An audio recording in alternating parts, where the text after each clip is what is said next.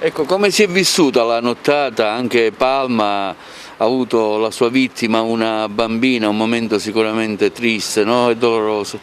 Momento pesante certamente, perché che succeda un incendio può essere un fatto già drammatico in sé. Quando è circolata subito la notizia che una bambina non era riuscita a salvarsi, questo ci ha scioccati tutti, insomma, siamo rimasti molto disarmati, perché gli altri per fortuna hanno avuto tutta la possibilità di potersi salvare, di mettersi al sicuro. È stata trovata subito dal sindaco un luogo in cui far abitare gli 8 rimanenti, perché in quella casa gli abitanti erano 9, compreso Ginevra, la bambina che poi ci è rimasta. No, e il fatto tragico della bambina ci ha fatto ripensare tante cose, forse tante attenzioni piccole che tante volte non si hanno, e non solo in famiglia, in un quartiere che proprio ieri era arrivata la notizia che sarebbe stato riqualificato per le sue situazioni che vive.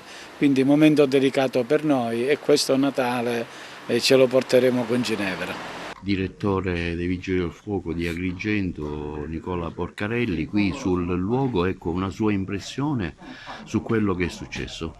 In poche parole in questo momento abbiamo i nostri colleghi del NIAT, del Nucleo Investigativo Antincendi Territoriale di Palermo, che stanno facendo degli accertamenti per risalire quindi sia alla dinamica dell'evento sia alle cause dell'incendio che ha coinvolto purtroppo una bambina di appena 2 anni e 8 mesi.